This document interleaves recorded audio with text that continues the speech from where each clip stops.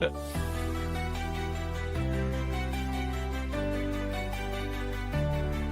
the morning light, we rise and shine with acoustic streams, making dreams entwine. Piano whispers softly, carrying our hopes. Through gentle beats, we learn how to cope. So take a breath, let the journey start. With every note, we'll heal the heart. Let's grow together, side by side. In this journey, nothing to hide. With passion and kindness, we'll set the pace. In this garden of dreams, we'll find our place. The rhythm builds, lifting spirits high. With every stroke, we reach for the sky. Percussion flows as we groove along. Together in this moment, we feel so strong. Join the vibe, let your soul sway. In this dance, we'll find our way. Let's grow together, side by side. In this journey, nothing to hide. With passion and kindness, we'll set the pace. In this garden of dreams, we'll find our place. You're listening to the Microgreens podcast. Let's grow together with your host, Mike and Andy.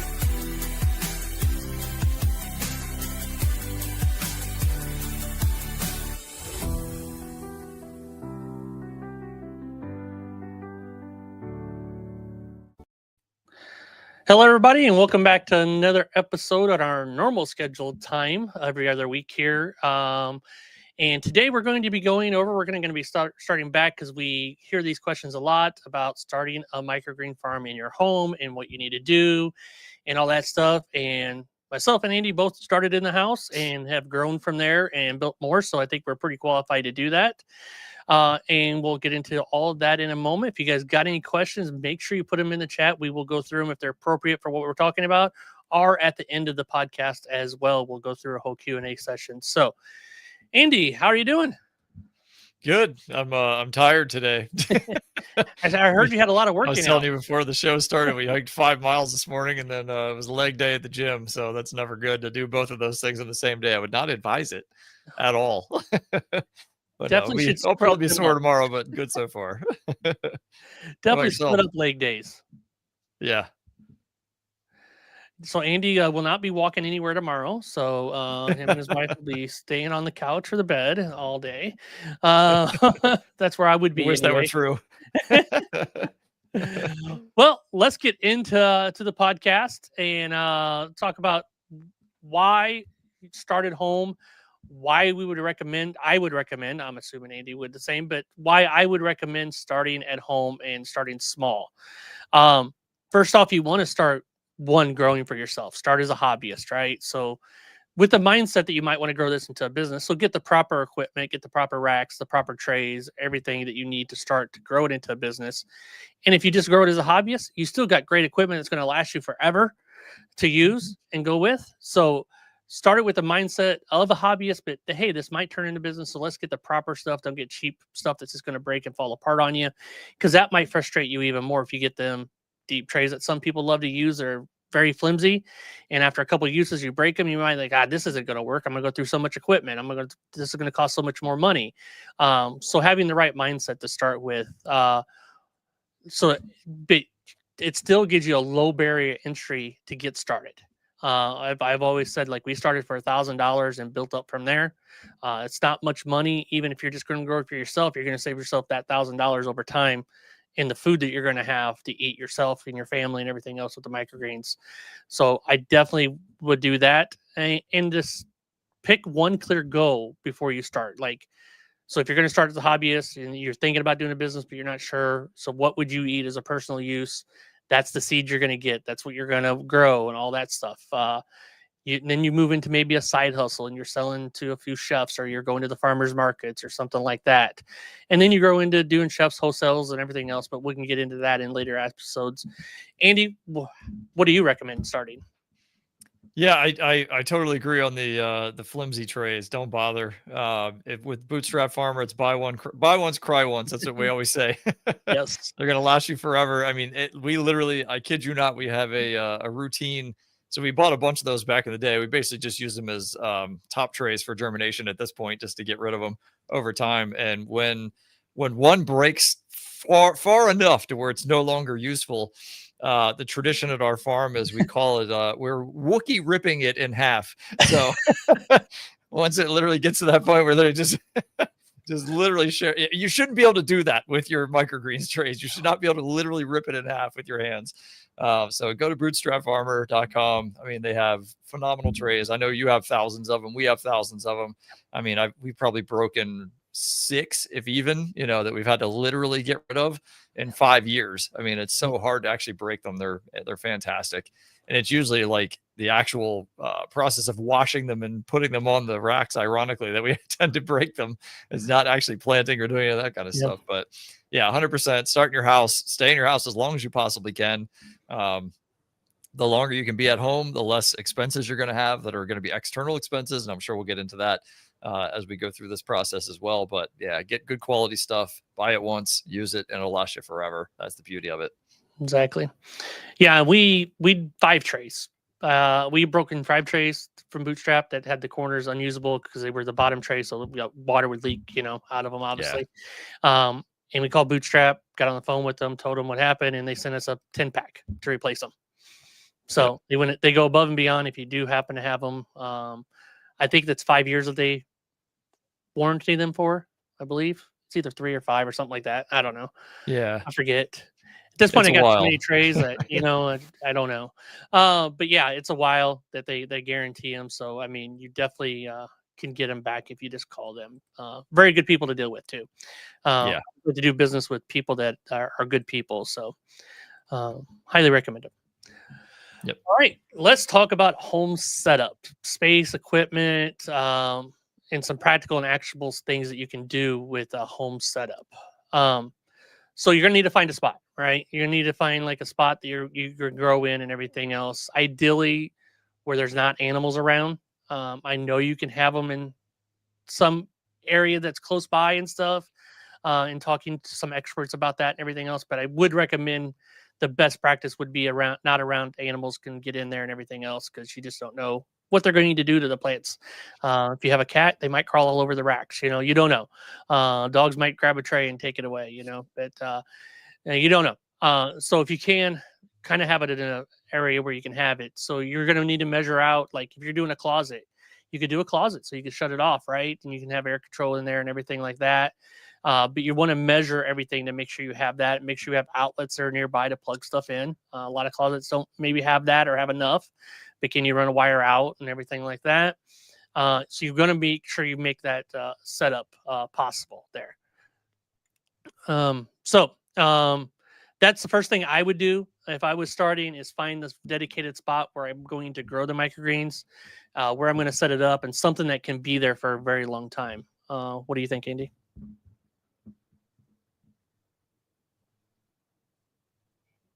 Andy frozen. So I think Andy is frozen right now, because Andy cannot be that still possibly.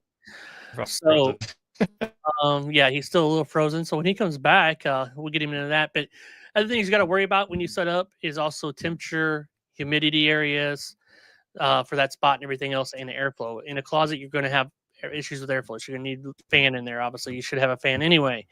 But you're going to have to think about that stuff and how much that humidity would and everything else. So like where you can get a dehumidifier if you're long term and everything else. What are you going to do with that? Easy access for daily working and cleaning.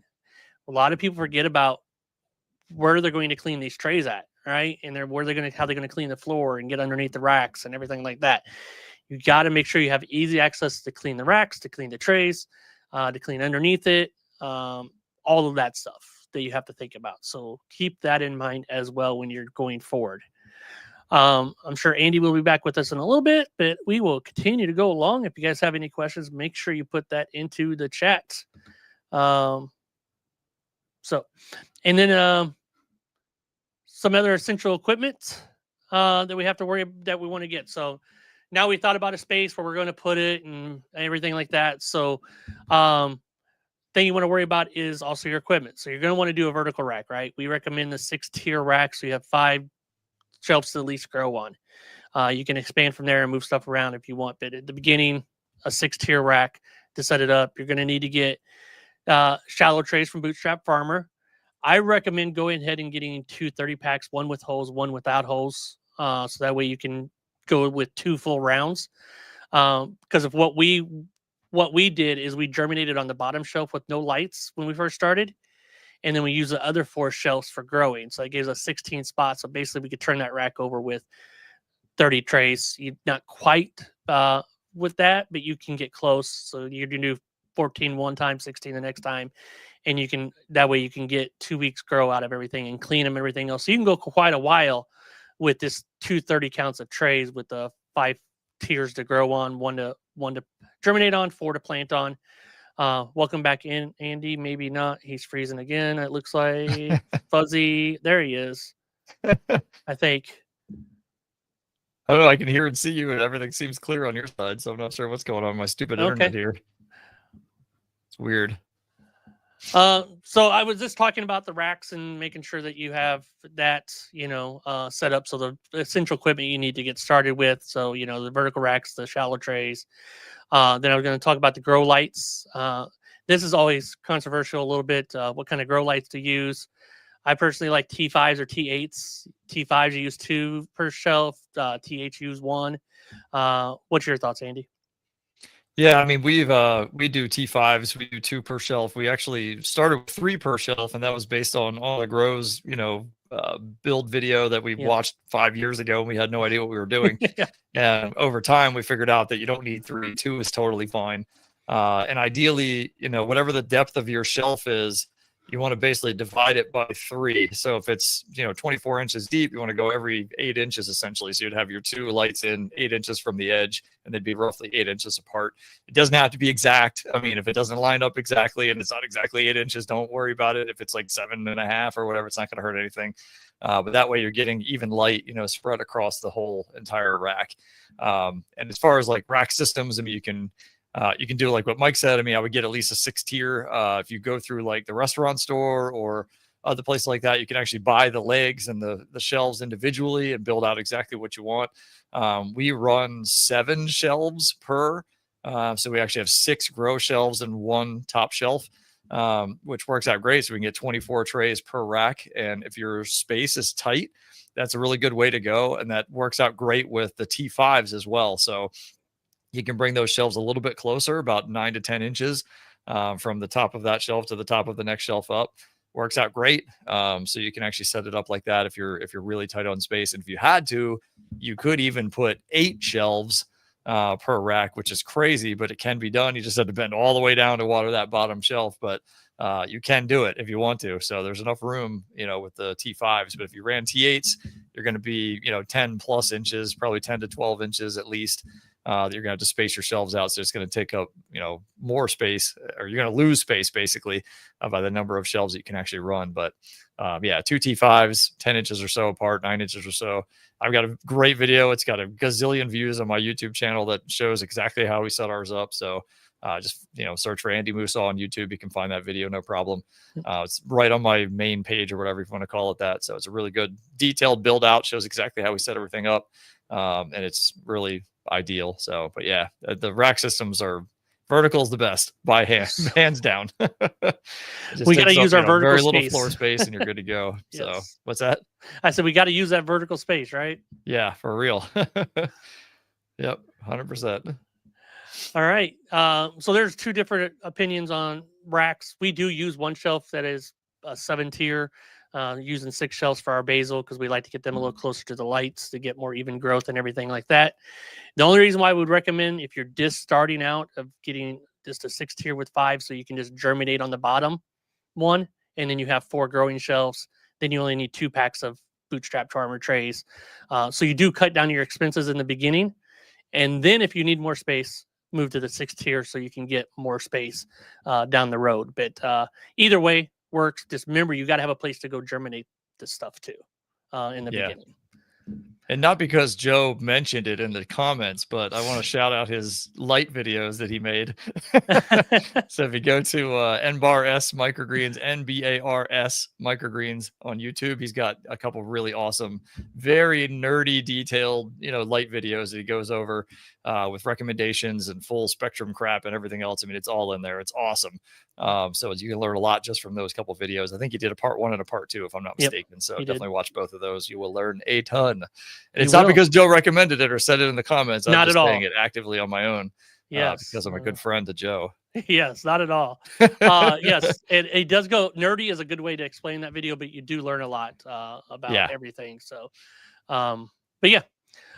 So the next thing we got to worry about is we got to grow these in something. I highly recommend a good high quality soil when you're first starting out. So this is just starting out, and you want to be able to get this soil locally. All right. So you want to test out some few soils that you can get locally and that you can get through all the year locally. So you can get it through winter, you can get it everywhere else. So the best place to go and do that is if you have a local grow shop that specializes in that. They're always going to have soil available in there, and figure out which one works best for you there.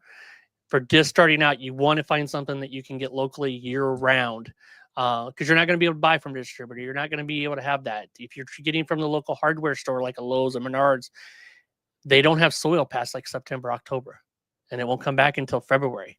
So if you're counting on that, and ask me how I know, you're going to be in trouble when it comes down to it. So keep that in mind. These are mistakes we've made, and we share with you guys so you don't make the same mistakes, right? That's why we're here. What do you got to say about soil, Andy? Yeah, I totally agree. Find a garden center. I mean, that's really what you're looking for, because they oftentimes will have better quality stuff, and they work with a lot of growers that do a lot of different things. So they pretty much have no choice but to keep soil in stock. And I would also say, if you're going into a store looking for something specific, like let's say you were looking for Fox Farm Coco Loco, that's what we started with. It's a great soil. If they carry anything else that's Fox Farm in their actual store, there's a good chance they already have a relationship with Fox Farm, so they can get Coco Loco for you. So, don't be afraid to ask for something very specific. But obviously, we've used Fox Farm Coco Loco. We've used the Coast of Maine Sprout Island blend, which we have switched to as a result.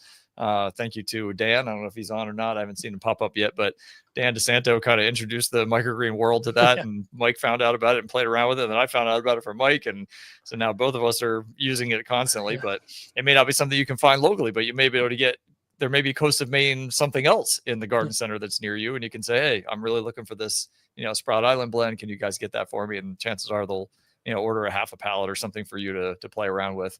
And then they'll see how it sells, to everybody else. So, but yeah, try out what you can get. If neither one of those two options are there, just buy the smallest bag you can of whatever soils are in there for like seed starting, basically, and give them a try and see. There was one that came out, I think it was Roots Organics or something like that. It was a microgreen soil, complete, absolute trash soil. It was $9 and something a bag. And I thought, well, it's microgreen soil. And I tried it out. It was complete garbage. So, try and find good quality brands. Go into any of the microgreen groups on Facebook and search for soil recommendations. There's tons and tons. But the top two, hands down, that I know the two of us have used is Fox Farm Coco Loco and Sprout Island blend from Coast of Maine.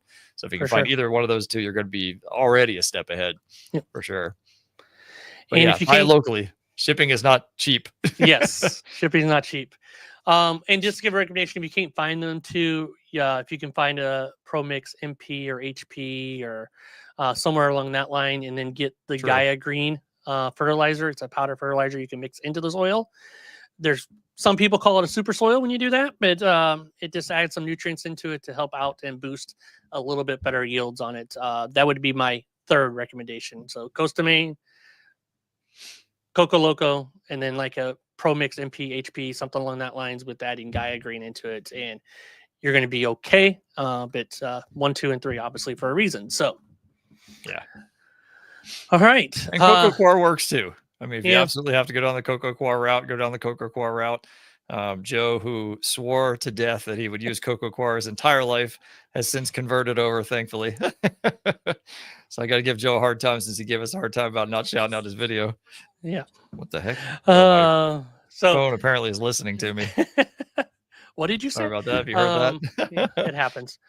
So yeah, them are the soils and what to do. And I don't recommend mats. You're not going to get very good yields. It's going to take longer to grow and everything else. We've tried many mats. We want them to work, but they just don't. Not for what we're doing. And they're way more expensive than a tray of soil ever will be at this point. So you're just wasting your money, unfortunately. Yes. All right.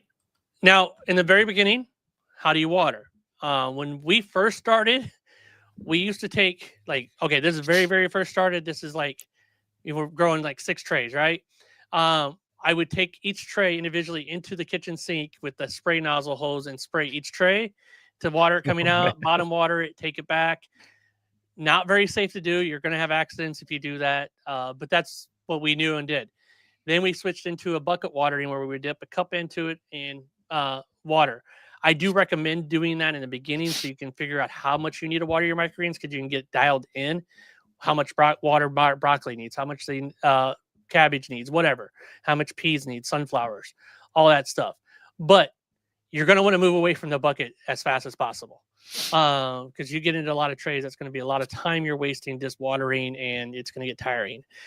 I have a student that she came up with. She's got a 5-gallon bucket that she fills up, and she puts a sprayer thing into it where it's kind of automatic that she uses, and she sprays it out like that. So there's things like that you could use if you don't have a way to get a hose in there. The best way is to try to get a hose in the room that's you can bring into the room to water with. But that may not be practical for everybody in their house, but that's the steps that we went. I highly recommend getting to a sprayer as fast as possible. Andy, what do you think? Yeah, I totally agree. I mean, we started out the bucket route because we originally, started with Coco Coir, and we were using Ocean Solution. Again, we learned all this from On the Grow, and we eventually learned better in the long run.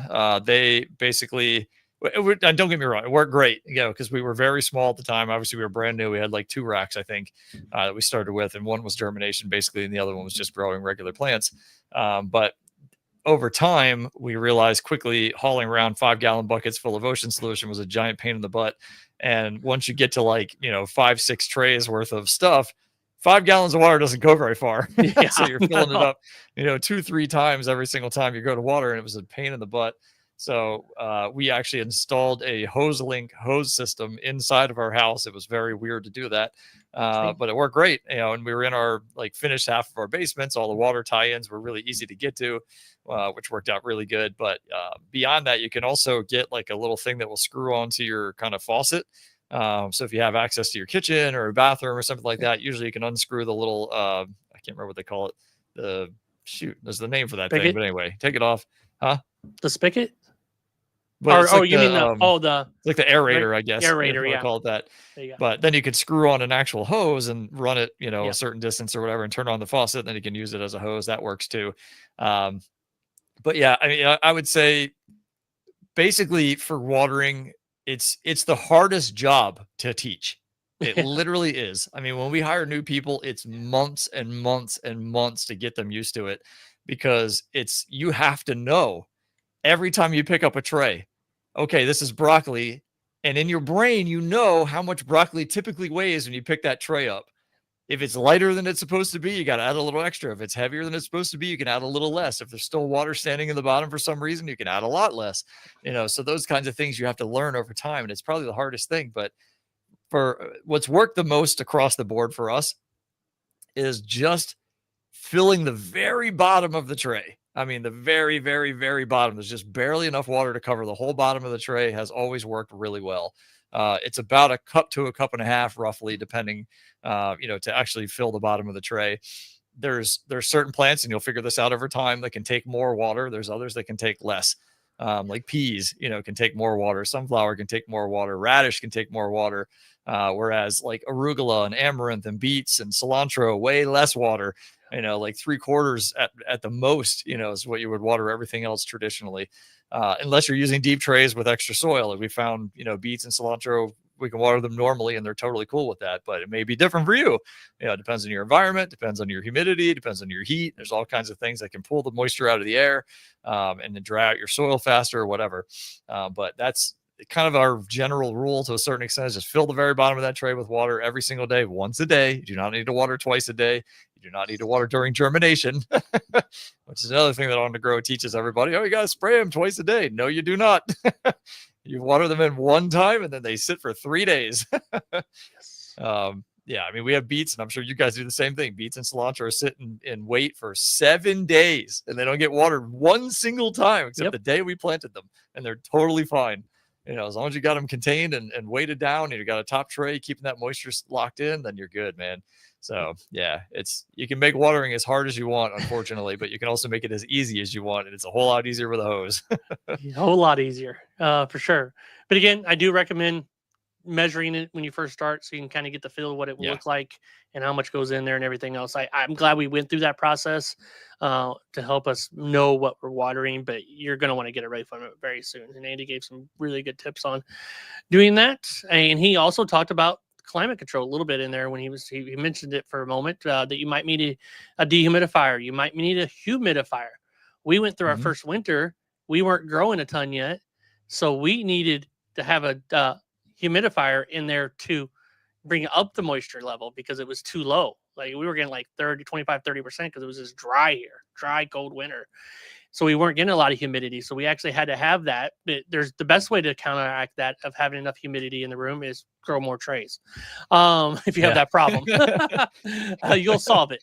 But we weren't at that level. So you might, when you're going through that first winter or something like that, depending on your climate, you might need a humidifier in there.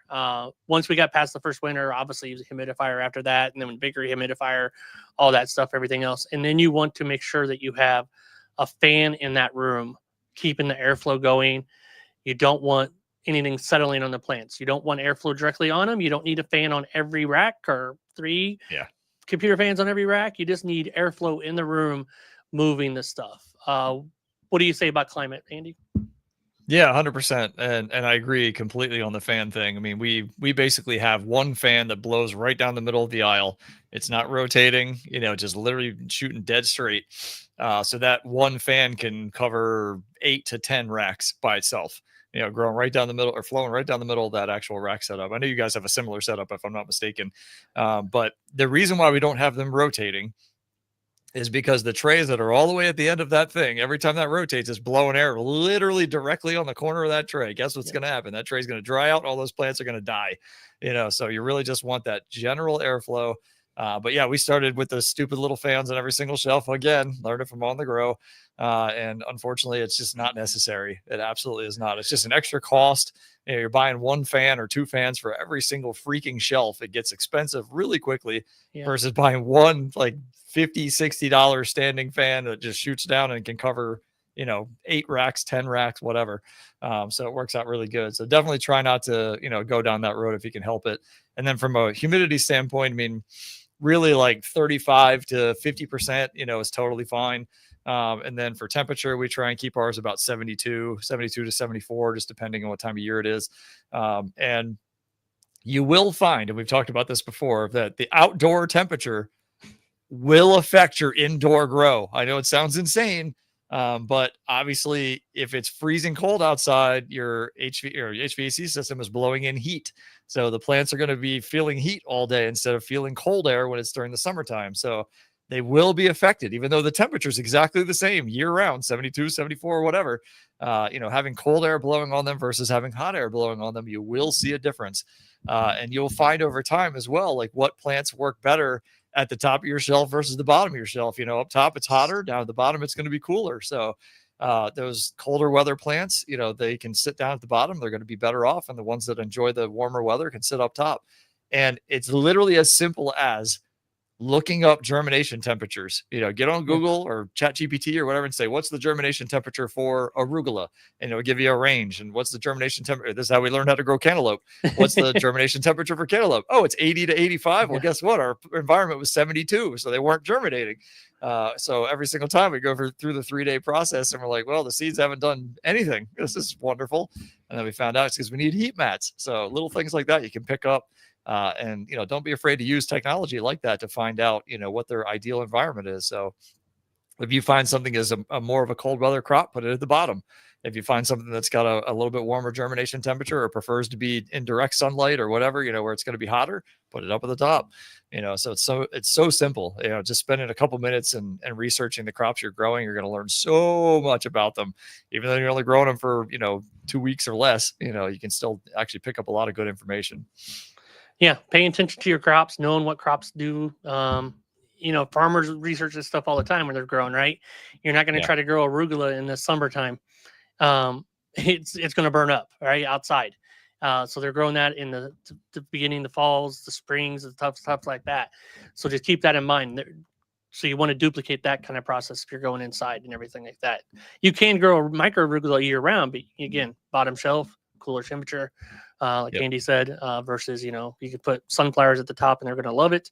Cantaloupe, which speaking of cantaloupe, we're going through grow along in our school group right now, teaching our students how to grow it step-by-step live on a Zoom call and everything else. And we just did a germination video, planting and all that stuff and everything else. So Nice. We're growing one at 40 grams, one at 50 grams. We're going to see if it matters in yield. Right. We also do experiments like that while we do the grow alongs.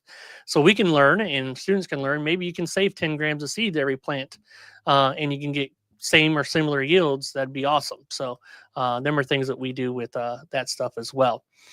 So Andy, what would be 2 pieces of gear you would not recommend somebody buying when they first start?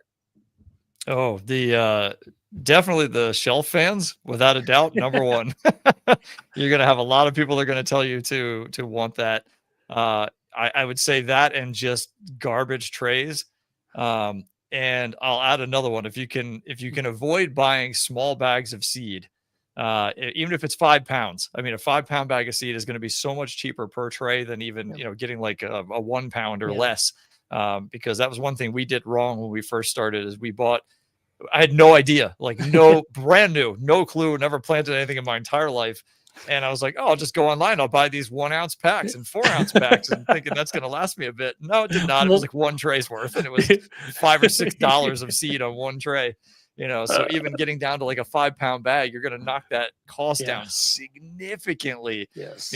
So just, spend the extra little bit of money. It's not that much of a difference. And you're going to have that 5-pound bag for a while, which is really nice, especially when you're first starting. But it'll give you a lot of extra seed from the same lot. And that's also really important because if you buy those little bags of seed, you're going to end up getting all kinds of different seed lots and the results are going to be all over the map. So at least if you get like a 5-pound bag, it gives you the same consistency from start to finish for a bit, so at least you can get used to growing it, and kind of figure out what your seed rates are going to be.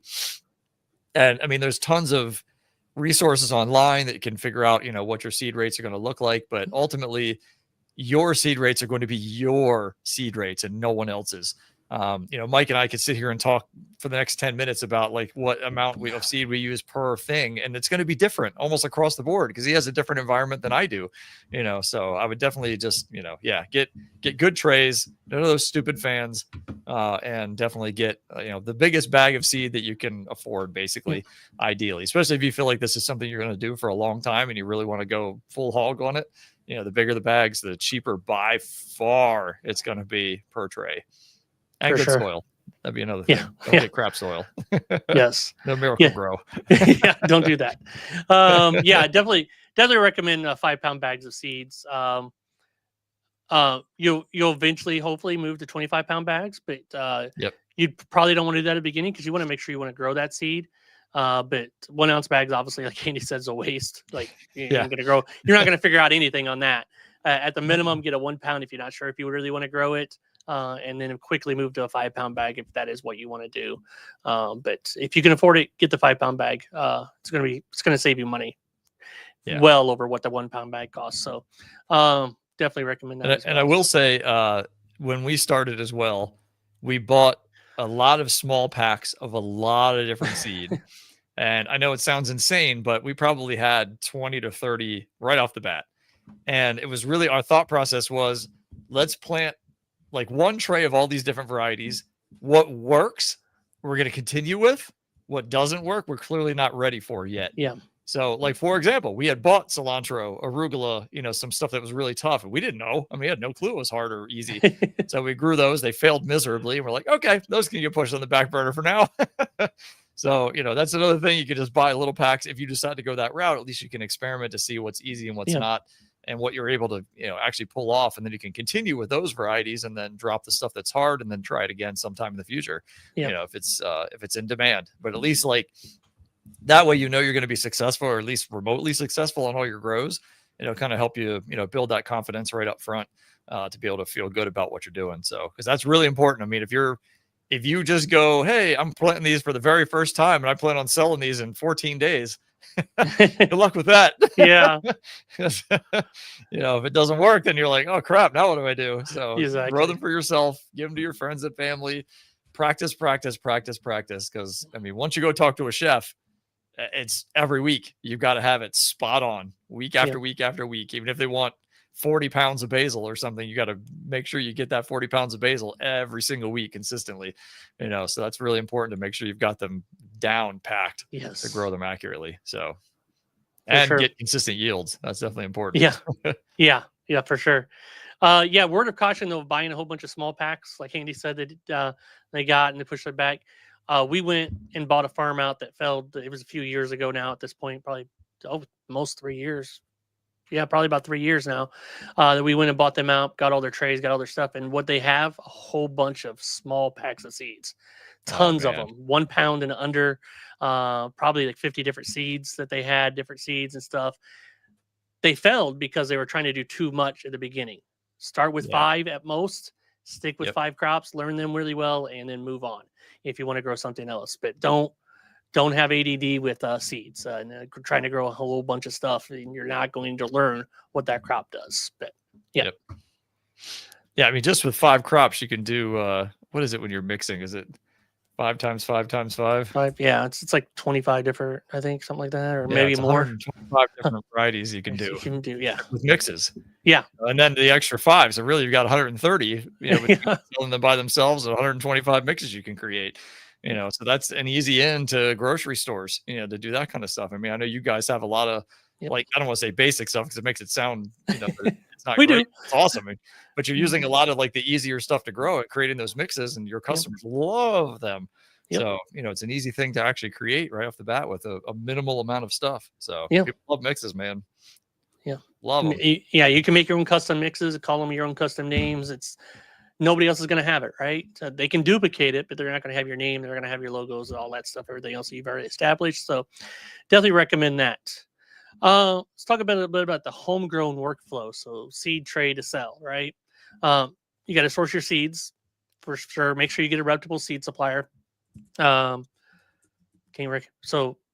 True Leaf is the easiest one to buy from. They have the largest variety, obviously, because they buy everybody out. Mums is the next one, and Johnny's. Them are my top 3. There used to be another one, but I don't think they're operating anymore. So them now are my top 3.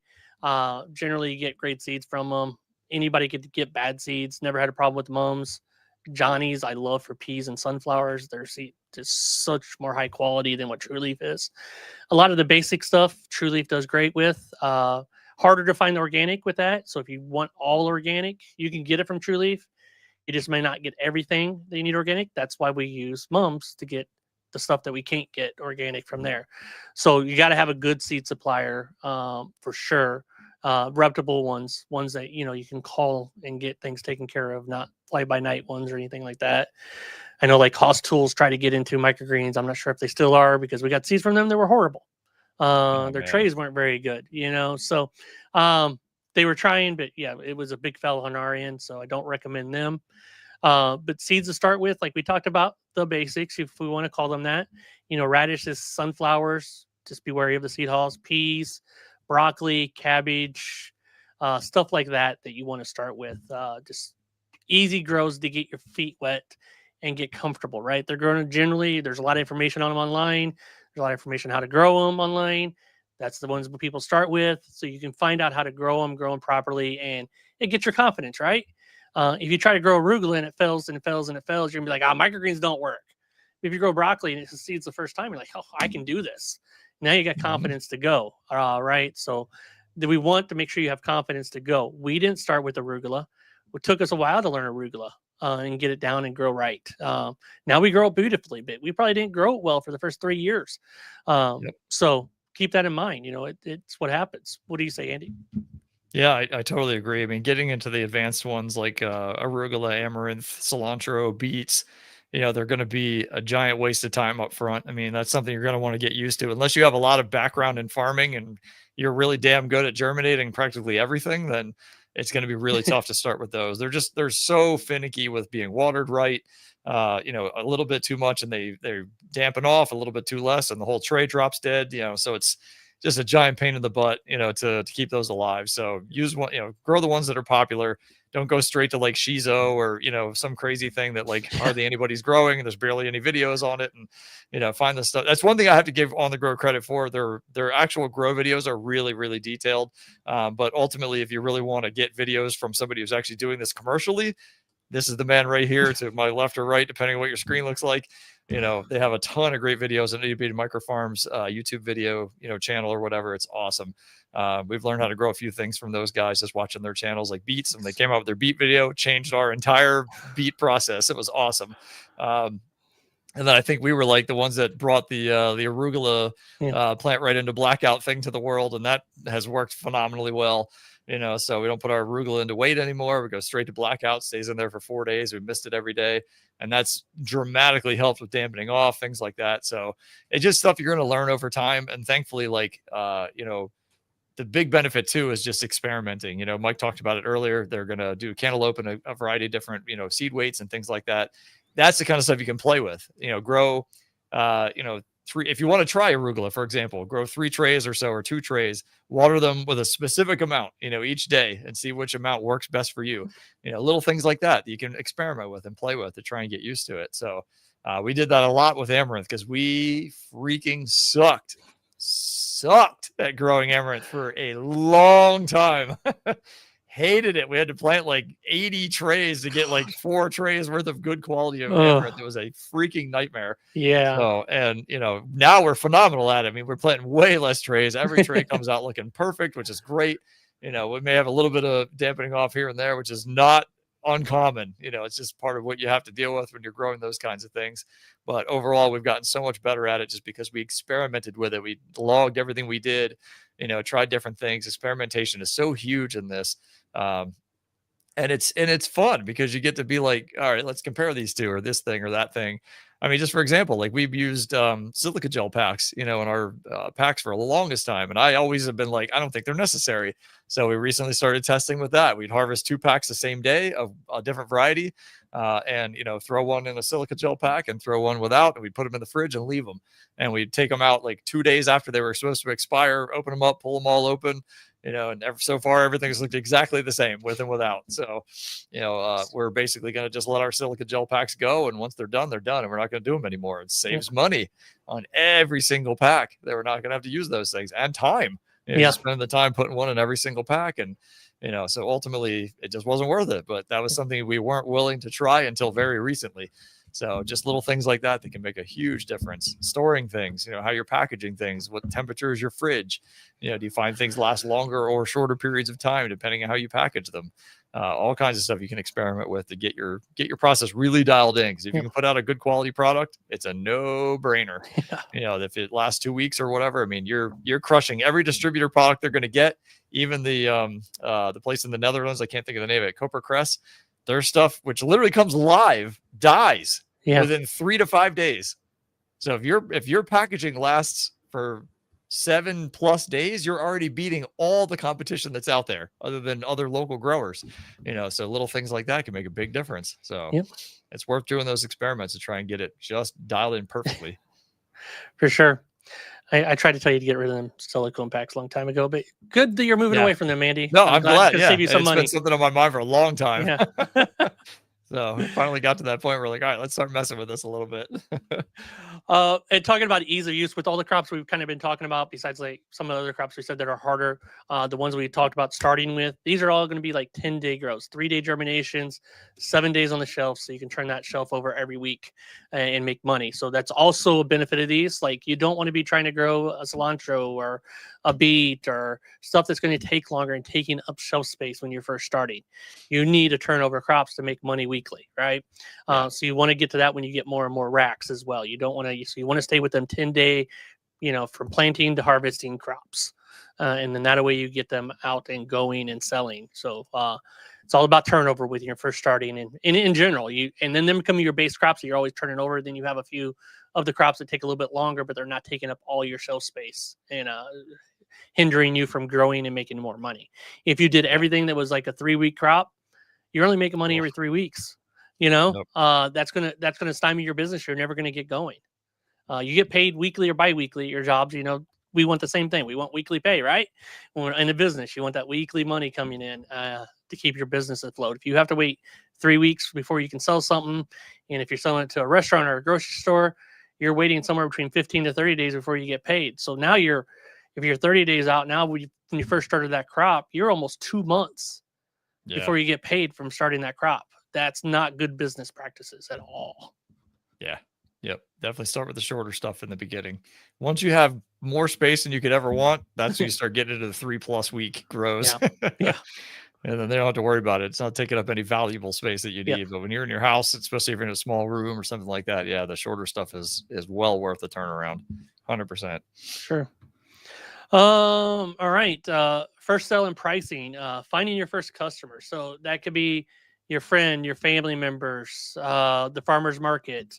For us personally, it was an online farmer's market where we would drop stuff off and then they'd go out and deliver it. But this was 2021 and we all know what was still happening at that point. So that's pretty much only sales you could have is home deliveries and that. And then farmers markets started coming back in the middle of the year around here, and we got into them. But your first sale probably should be to a friend or family member, and or at least giving them to try it and make sure that they like it, and then maybe getting the sell there later. So definitely there. So what was your first sale, Andy? Yeah, so we literally started May of 2020, so it was even worse. Yeah. And we literally set up in our front yard, and we had masks on and all that fun stuff, which I hated. But it was just the rules of the time. So basically we just, luckily we live on not a crazy major road, but it's fairly major. So a lot of people drive by every single day. Like anytime we've ever had a yard sale, we make like $1,000+ in a yard sale because we have so many people driving by. So we were like, oh, well, let's set up and we'll call it a farmer's market, even though we were literally the only ones there. But we were also growing some outdoor crops. So we had, like traditional veggies and stuff like that as well. And that's how we did our sales initially. We'd advertise it on Facebook. I'd post all the local Facebook groups saying, hey, come out and check this out. And a lot of people were just looking for a good excuse to get out of their house at that point, to do something. So we were really conscious about, like, if somebody came up with masks on, we'd put ours on. If not, we'd leave them off. We didn't really care. I mean, we weren't like worried about COVID, honestly. But when it boiled down to it, that was literally how we made our first sales. We didn't do any friends or family or any of that kind of stuff. We just invited everybody, and it worked out good. I mean, don't get me wrong, we had plenty of friends that showed up and bought stuff, which was awesome. But yeah, it was a lot of fun. We did live harvesting, which that's the only time we've ever done that. Was when we were set up in our front yard. And then once we moved to a regular farmer's market, we gave that up, even though it can work. Don't get me wrong. Joe, who was on here earlier, he's made Still tons doing of it. money doing live harvest. It's crazy. Yeah. But it's just a nightmare to get it there. That's Yeah. the hard part. So Yeah. so it makes it tough. But yeah, that was pretty much how we did it. So a lot of ours were, some friends that came by, but a lot of strangers that we had never met that a lot of them are still customers to this day, which is awesome. So it's been like 5 years that we've known some of these guys. Nice. And I'll tell you 100%, and you can probably vouch for this too, you will make more friends that you've never met before as customers. And those people will come and support you versus your friends actually coming and supporting you. Unfortunately. I mean, I hate to say it, unfortunately. Yeah. It's just it true. doesn't matter how good or bad your friends are. They're the last ones that are going to come and actually help you. They'll be all excited when you start your business. Yeah. When you post about it on Facebook, you're going to get giant amounts of reactions and comments. And then all of a sudden it's like, all right, well, now I need money. I'm selling this product. And it's like crickets. But that's where all those cool people that you're going to meet, as a result of your business are going to come into play. So we've now have some phenomenal friends that we've made through the business that we never knew prior to selling the microgreens the first time, which is cool. So very true on that. Pricing, everybody's price is going to be different. I'm not going to go on this too detailed or anything like this. We do have a pricing sheet in our paid group that we do where you guys can figure out your pricing. We're adding on facility stuff to it now, so you can figure that out. That will be coming shortly. But everybody's price is going to be different because your input's going to be different. So don't just listen to somebody that says you should price it at $4, $5, $6. They don't know your input cost. Your input cost is totally different than anybody else's is going to be. So just keep that in mind. How much does it take you to make an ounce of broccoli is going to be different than what it costs me to make an ounce of broccoli. It's going to be different what it costs Andy to make an ounce of broccoli. We live in different states, different regulations, different rules, different taxes, all that stuff. So some blue states, some red states, you're going to be different. So just keep that in mind. So, so minimum wage is a lot different here than it is in most other states, unfortunately. I think we have the highest minimum wage almost here, besides like Seattle area. What's yours? We will be 16 next year. It's 15 right now. Yeah, and now, ours actually, is I think it went to 15 too. 16. Yeah, it already went to 16. So yeah. Yep, ours is 15. Yeah. I was jealous of people like Josh who are down in Louisiana where it's like $7.25 an hour. I'm like, oh my gosh, that'd be so nice. Because things are just so much cheaper. So yep. Another thing it could give free tactics to do is to give out free samples. If you're able to do that, sample your products at a market or a grocery store if you're in there, whatever. Just anytime you can get the stuff into people's mouths, the better. They're going to taste it, especially people that never had it before. They're going to understand what they're getting and everything else. So you want to sample as much as you possibly can. If somebody asks you to sample, say yes. Make every effort to be there to go do that sampling.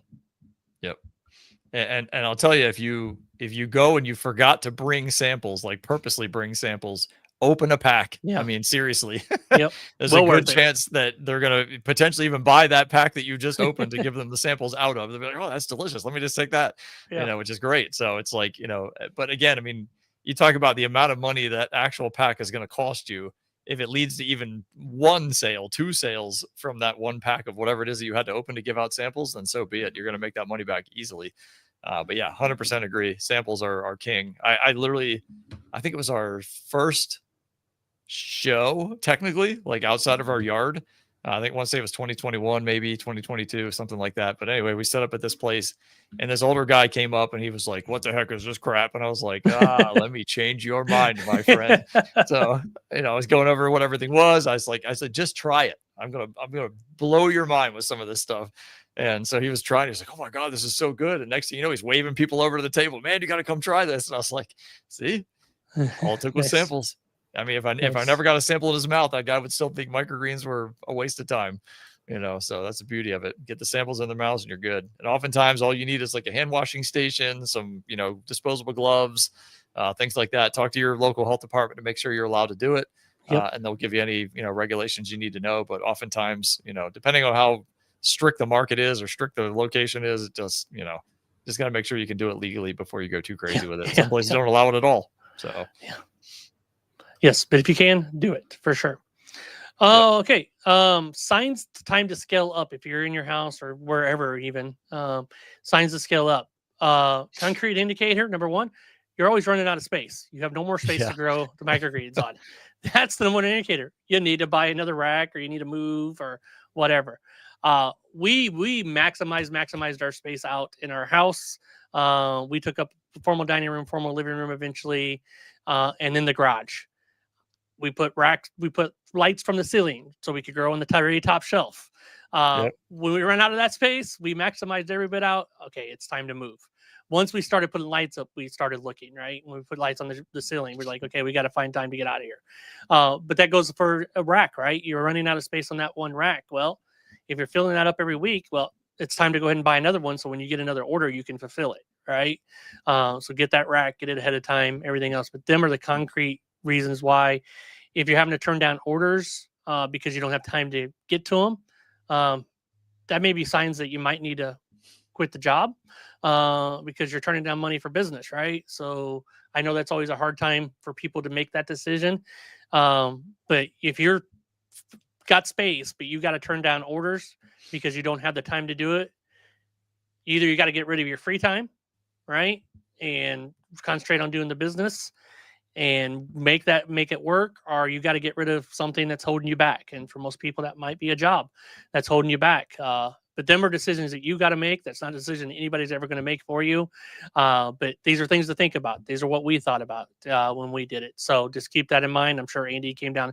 Andy had a different reason but I think we discussed that in the past, that you just was like, forget this job. Pretty much. You get to that point and you can make something work too, right? So yeah. What do you got to say about it?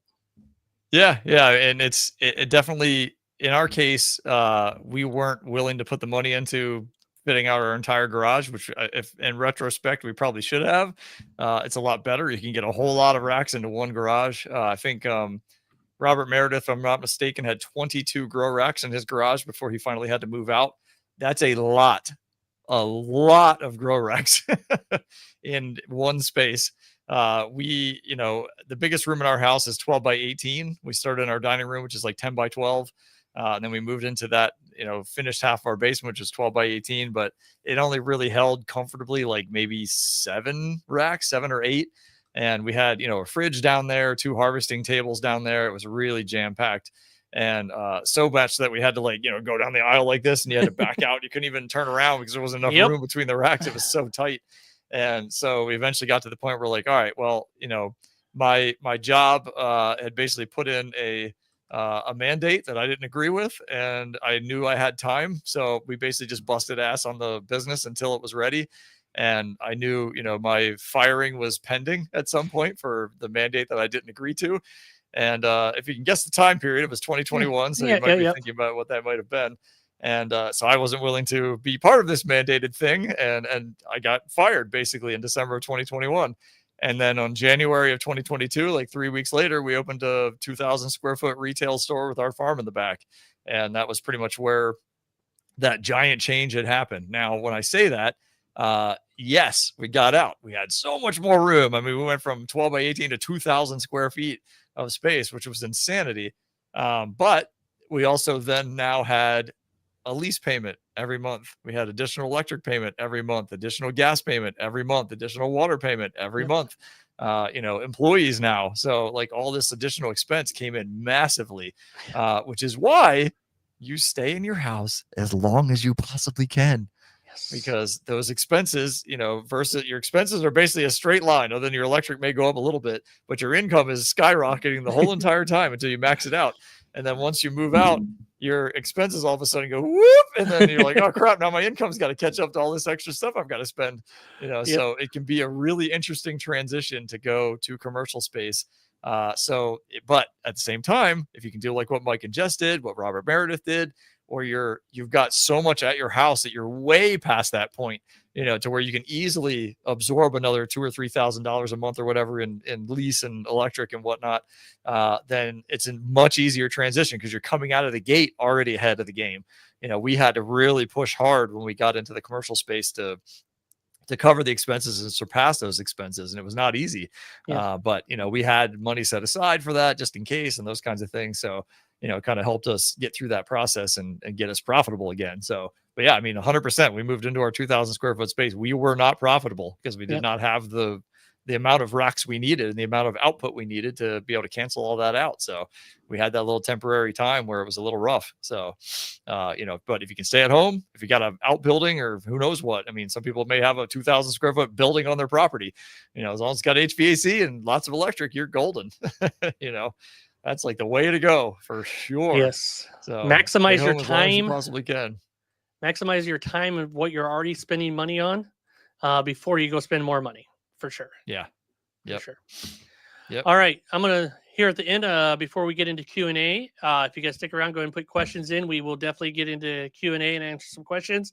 And make sure you like this video. If you haven't subscribed to our channels, make sure you subscribe to our channels. If you're over here on Itty Bitty, make sure you subscribe to our channel. If you're not on Andy's channel, make sure you go over to Andy's channel and subscribe as well to his, and follow some of his other content that he has on there, like the rack setup is beautiful that he talked about earlier. So check that out. Yeah. But some rapid fire things for you, Andy. Just quick answers. What do you think about labeling every tray and date and seed type? Remember, this is beginning to start with. What's that? This is if you're just starting out. So. Oh yeah. So I will tell you, over time, we originally had like little shelf clips or whatever that you could write onto and stuff like that we kept track of a lot of different things.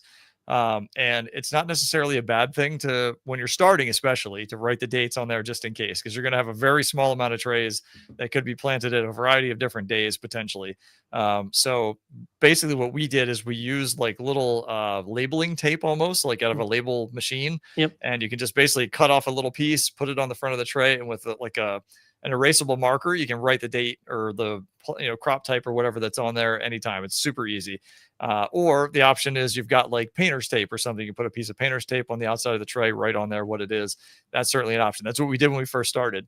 At this point, we have basically sections of our farm that are dated. So we'll have like an entire, two rows of racks that have like dates at the ends. So we know each time we take something out of germination, it's going on to that specific section. So when the date arrives for harvest day, you got to remember, we have employees, so it's a little bit different, where we have to basically say, look, this whole section here is what we're harvesting today. And you just look at the end, the date's going to be right there. Keep it simple. And I would say for labeling trays, as far as varieties go, you've got a couple options, obviously the ones we talked about earlier, but another easy way to do it too is if you get the bootstrap like colored top trays, you can say, okay, well, broccoli is always going to be blue and radish is always going to be purple or whatever. And you can do it that way. And that's one easy way to keep track without having to write anything on there. Or what we do is we actually have those same little label machines. We print labels permanently. So all of our broccoli trays say broccoli on both ends, so that way it doesn't matter which direction the tray goes on the shelf. It says broccoli at both ends. So again, for employee purposes, it makes it really easy because we can say, go down this aisle, look for the ones that say broccoli, and it's going to be all pink trays or whatever. And it's super simple for them to figure out what they need to grab, especially brand new people that when you're looking at a whole thing of microgreens, you have no freaking idea what you're looking at, and that's one of the things we really try and drive home too for new employees is like recognize what this is throughout any stage. You should be able to take a top tray off of germination after 3 days and be like, yep, that's broccoli. Yep, that's cabbage. Yep, that's, sunflower or whatever, and be able to pick those things out really easily. But until they learn that, it's really easy to have, the labels on the ends of the trays, the colors, where anything we plant that day, all the broccoli is going to be one color, all the peas are going to be one color, all the sunflower is going to be a different color, then that way it's just super simple throughout the whole process. So I would say 100%, label them in some fashion so you know what the heck they are, at least initially. If that's, painter's tape or like an erasable marker type setup, you can do that too. But it definitely comes in handy, to be able to know, especially when you're first starting, to know like what day did I plant this? What day is it coming out of germination? What day is it going into, the light or whatever, which, you don't need to black out most of your things. That's another thing you're going to learn online from a lot of places. Most things can go right straight from 3 days in germination right into the light and they'll be totally fine. So don't worry about, going crazy with that. You're just going to waste time washing blackout trays for no reason. They're going to come out to be the same weight, the same height and everything by the time it's all said and done. So little piece of side advice there. All right. I did have 3 more rapid fire questions for you, but Andy doesn't understand rapid fire answers to every fire Sorry. questions. That kind of That's super detailed, man. I can't help it. that kind of took all their time up to this point. But we will be getting into Q&A here. But we thank you guys all for joining us for the live episode. If you're here live, stay for the Q&A. If you're not here live, come back 2 weeks from now where we'll be live and we'll have more stuff like this and you can get your questions in and get it answered live here by two experts. And until then, we will see you guys in the next one. All right, on to Q&A. Yep. Sorry. You're I good. don't know the definition of rapid fire answers. Apparently. All right. Jessica's got some questions, I think, for us. So if she wants to bring them up and ask them, that'd be awesome if she has the ability to, or I don't know if she's got her mic on. Nope. Okay. So I will be reading these, I guess. William, how are you doing? And I can manage 24 racks under light in my home. Super inefficient. They've got to be busting out. What? Is that 24 rack systems or 24 shelves, or I'm not sure. That's a lot, man. Holy cow. You have space for 24 racks. You're already in great shape. Yeah. Yeah, if you have racks for that, I can manage 24 racks online. Yeah, I'm assuming, Assuming that's what that means. That's awesome, William. If you can fit 24 racks where you're already paying bills at, that's awesome. Yeah. I was counting earlier. We had 3, 6, 12, 15. We had 18 racks. And then we were growing on top. So we had 20 trays per 18. So we're at almost 600. We were math. Never mind. Maybe I shouldn't do math quick in my head. Because I was trying to think about the tops as well. So we had 18 racks times 6 growing spaces times 4. So we have 432 trays we could grow. Now you can't grow 432 trays because we were into stuff that was every week because we were stuff that were longer grows as well at that point. So probably somewhere around 400 or so trays before we had to move out. So nice. He did post a follow-up saying he could manage 25 racks of 5, then he would have to move the farm. Okay. So that's amazing. Yeah, that's awesome. That's a lot of space. Yes. You're going to be there for a while. If you literally just change those to 6 shelves per rack, you're now adding on probably 2 to 3, 4 more racks that you can actually set up. So keep that in mind when you're putting them together. 5 shelves per rack is not many compared to what you can do. Yeah, so that's how many racks before we're busting out of the home space, that's how many racks we were at when we started putting, like I said before, putting lights on the ceiling, hanging from the ceiling. We knew it was time to start looking for a space, which took us 6 months. So just also keep that in mind. When you go to look for a space, it's going to take some time. A lot of times you don't just fall into one and to find one that's right for you, that has HVAC through the whole building and for your grow space and everything else, can have a 3-compartment sink set up. You're going to need that. Place to wash trays. You got to think about a lot of things when you go to get a space. So just it took a while. We were lucky to find the space that already had a 3-compartment sink installed in it, and we didn't have to put it in ourselves. So big ups on that. Yeah, 100%. Yeah, you could get so many more rack systems with 6 or 7 shelves per. So I really heavily think about that. Those extra shelves aren't that much expensive. Keep in mind, if you're going to go down that route, you want to go down that route fast, because you're going to have different lights. You don't want to have 2 T8s on a shelf that's a little bit shorter like that. You're going to burn up crops and stuff like that. So you want to have the T5s maybe to start with if you're going to want to go to 6 shelves of growing space on each rack. So yep. 100%. We were already too heavy into it. And too many lights and all that stuff, everything else. When we would have thought about going to 6 shelves, it was just too late in the process of having all the lights. So that's the reason why we didn't go to it, besides for basils already. So yeah, and just to answer the question too, we busted out of our house with about 8 racks because that was literally all we had space for. So unfortunately, we didn't have much of a choice. It was not ideal in any way, shape, or form. So I would have loved to have had the ability to have 25 racks. But that's probably going to be typical for most people, is going to be where Andy was at. Or, you're going to be 8, 10 racks maybe. You can fit in space depending on if you kick kids out and take over their rooms, whatever. You got to go, plants are got to grow here, whatever. So I think Andy's probably going to be in the more typical realm. Like we took over our formal living room, formal dining room, and the garage. So we took over a lot of space. We only grew in the formal living room, formal dining room at the end, and then we're planting, harvesting, had the cooler out in the garage, all that stuff, everything like that. So, and at the end, we were planting and germinating in the garage, and then transporting all the racks, all the trays afterwards up 2 stairs. You had 2 stairs to go in the house, up and out. So we had a row rack that would come and everything else. So it wasn't ideal, but you got to make it work to grow your business. So. Yep. William, again, every customer I get becomes a recurring customer that earns me a little over 1K gross. My best customers come from referrals. Yeah, you get referrals. That's awesome. Yeah. And that's a good way to think about it. What is that customer worth to you for a year?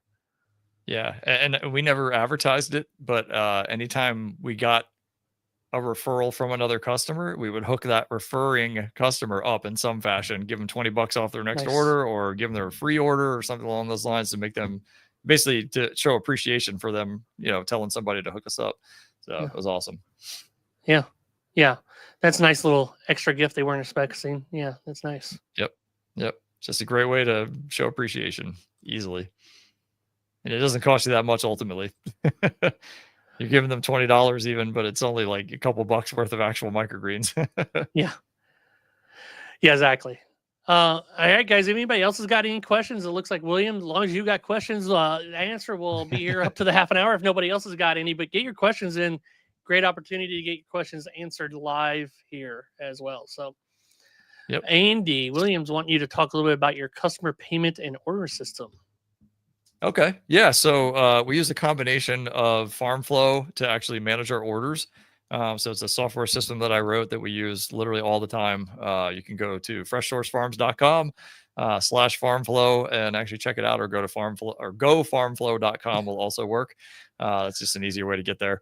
But it's a software system that we wrote a couple years back. We actually started with this, and it was super basic way back in the day, and then we launched it as a user-based system, I think in like November of 2023, roughly. So we have people literally all over the world using it now. So we manage the actual orders and the grow system and the grow schedule and all that through there. And then we use Square, and you can use QuickBooks Online just as easily, just to basically bill people automatically. They have recurring invoice setup that you can put in there. It's really super easy. And basically it will automatically send them an email with an invoice every week, every 2 weeks, depending on what their billing cycle looks like. And you can change their order anytime. So if they make a modification, you can update it to be whatever. And what's nice about it too is, like, because it's inside of Square, it's also already on your website. So all your products are listed in there, which keeps things super simple. So that's really kind of the main driving factor behind everything that we do. So yeah, FarmFlow to manage the entire grow operation, and then Square to manage all the payment options. That's pretty much how we do ours. Nice. So hopefully that answered your question. All right. Any other questions or comments or anything, Jess? It's not farmflow.com, by the way. It's gofarmflow.com. Go FarmFlow, Jess. Go. GoFarmFlow.com. You got to go to FarmFlow. Yeah, I'm pretty sure farmflow.com was already taken. You can go there, and God only knows what that's going to be. That'll be interesting. Yeah.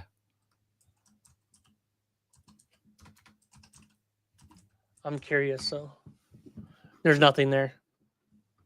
Oh, really? Yeah. Yeah, there's another option that I just posted too in the comments. That's surprising. Man, if I could get farmflow.com, that'd be freaking sweet. Maybe they went under, I'm jumping on GoDaddy right now. Yeah. It goes nowhere on my place. Site cannot be reached. Good. Oh, come on, GoDaddy. You're failing me. Oh, you're going to make me log in just to search for a domain? Come on. I did it. Thank you. Anyway. Did either of you ever use Facebook or any other tools like that? Yeah, we first started, we were advertising on Facebook. We were getting home deliveries based on Facebook. We first started, it was at home, online farmers market and Facebook that grew our business. And then farmers markets when they came back on to go. Then were our 3 ways we made money. Without them 3 ways, we wouldn't have been here right now. We would not be here. For Facebook was very good to us when we did home deliveries. When we hammered it hard, we paid for a little bit of advertising to get it out there. But a lot of it was organic, like just posting in foodie groups, and people would ask you questions and then you would be able to answer them. You can't just go in there and advertise, right? But you can answer questions. So when people ask you questions and stuff, so that's the way we did it for sure. I highly recommend that if you want home deliveries. And in general, you want a Facebook anyway to be able to promote your business because chefs can find you there. You're going to be that, people are going to look you up if you're trying to sell them something. So they're going to look up Facebook or a website or something like that. So having them are very important. Yeah. And I'm going to teach you a trick. This is going to be a really cool trick, and it's going to cost you nothing out of pocket to get social media advertising. Go sign up or join all of the local groups on Facebook. So all of your city groups that are city-based, all your county groups that are county-based, your surrounding counties, your surrounding cities, join all those groups and find out what the rules are, because oftentimes with businesses, they don't allow you to just post every single day. Make a list if you have to as to what days you're allowed to actually post about your business. And every day that you can, post something about your business, whatever it is, doesn't matter. Just something to talk about, a special you guys have going on, or a new crop that you're growing, or whatever. And the cool thing is, so this could be a super active group. Doesn't matter. Like, we have some groups that we're in that have 40, 50, 60,000 people in the groups. It's awesome. And over time, your posts will keep moving down, moving down, moving down. All you have to do every couple days, just go in and comment on your post. Anybody have any questions? Whoop, bumps it right back up to the top. And then it'll slowly work its way back down again. And then a couple days later, you ask another question. Anybody got any questions? Or you follow up with something, whoop, right back up to the top. So it's an easy way to keep your post at the top of the feed, for that entire group, by just literally commenting, and asking anybody have any questions or whatever, or you can talk about something new, or hey, we just added radish, or we got radish this week, or whatever. It doesn't matter, just something to push that post back up to the top. And then when that Saturday or Sunday or whatever day that you're allowed to post again rolls back around, post something different, and it's really an easy way to just get people to recognize the fact that you exist. Talk about the fact that you're a brand new farm. People love that. You will get so many reactions, so many comments. Talk about why you started, what your goals are, why you're doing what you're doing, because you want to help people eat healthy, yada, yada, yada. Put all that into a really detailed post, and then just keep, commenting on it every once in a while. It's going to keep bumping it right back up to the top. But I would suggest, if you haven't already, create a Facebook page, at least for your farm. We literally, before anybody knew who I was, in this overall microgreens world, we had over 5,000 followers on our Facebook page because of how active we were on social media. I kid you not, my wife and I were literally out to dinner numerous times, and people would be in the same restaurant and they'd be walking over there. Oh my God, you're the microgreens guy. They recognized me because I was on there doing live videos and, posting selfies and taking pictures and whatever. And it's like, they make that visual connection between you and your farm. And if you can show that you've got the passion, for what you're doing, then it makes it even easier, because then they're talking to you, they're seeing how excited you are about talking to them about your stuff and your business, versus just being like super boring. And yeah, I grow microgreens. I don't really eat them though. Friends. I think that's going to get them excited about your product? Absolutely not. No. So make sure you're excited about it. Be passionate about it.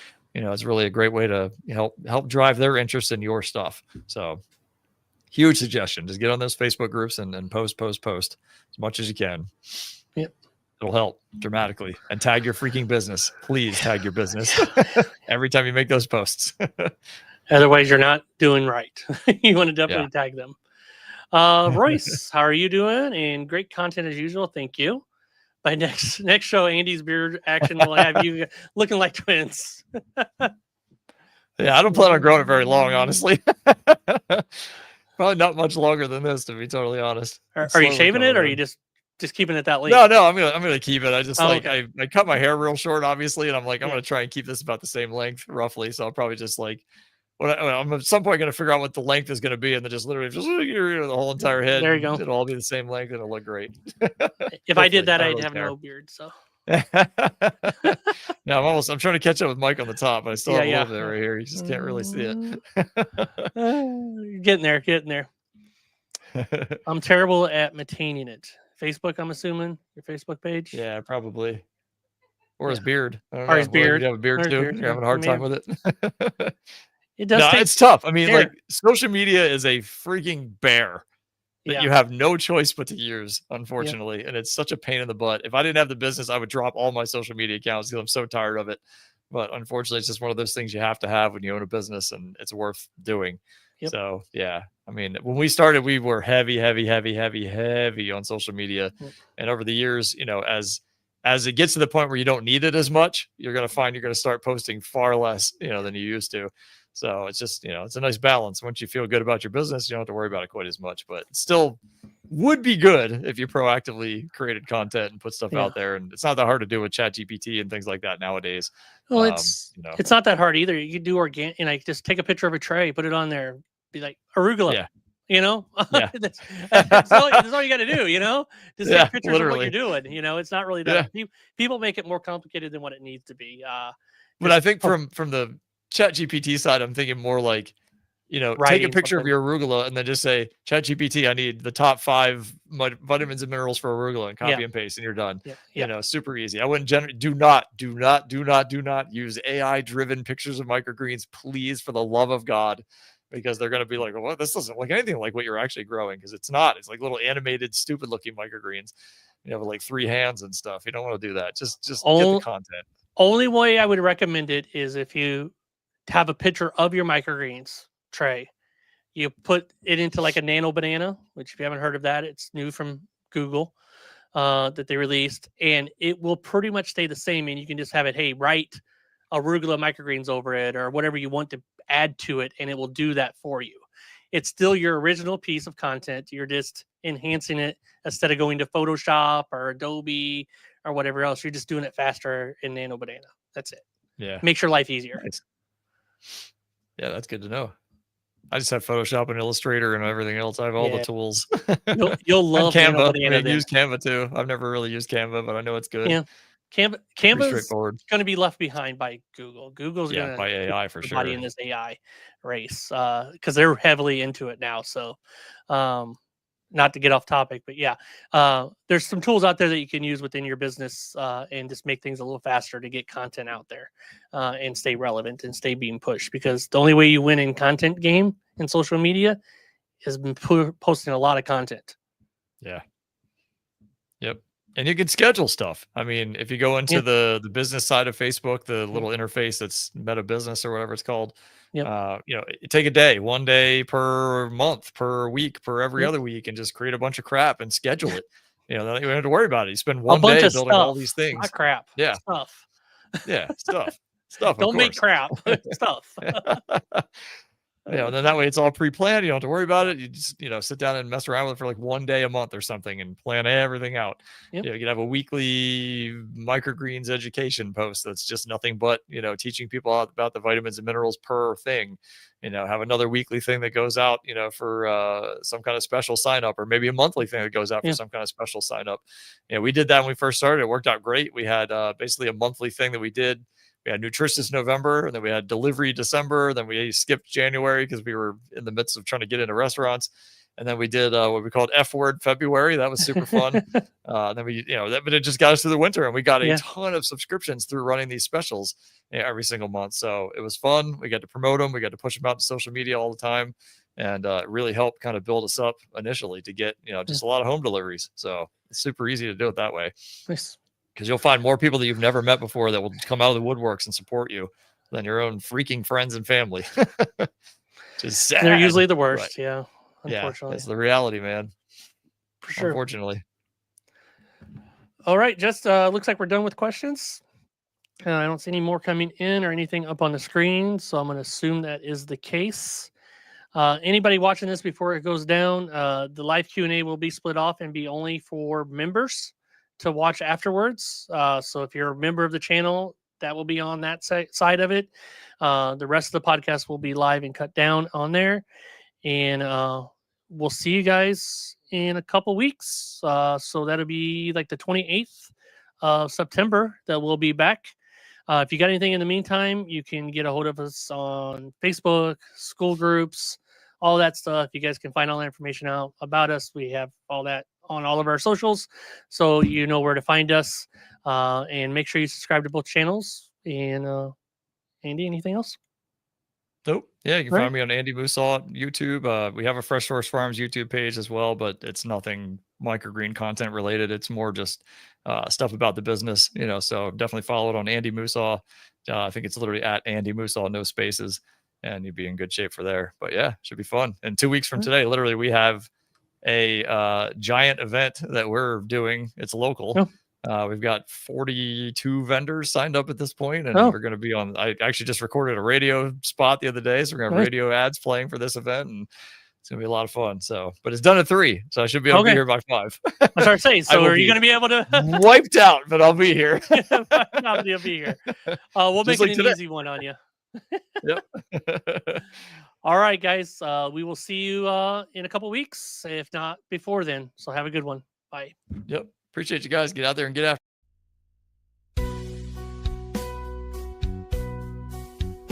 In the morning light, we gather anew with our hearts aligned, creating what's true. Every step we take, we uplift our third through laughter and love, like a sister and brother with hands held tight. Courage we find. Together we rise, together we stand, working with heart, with God's perfect plan. Through every trial, His mercy will show. With faith in our hearts, our blessings will grow. In the moments of doubt, we're never alone. The strength that we share, it feels like home. Through valleys and peaks, our spirits will shine. With hope in our eyes, the journey's divine. Together we rise, let our voices be heard. Together we rise, together we stand, working with heart, with God's perfect plan. Through every trial, His mercy will show. With faith in our hearts, our blessings will grow.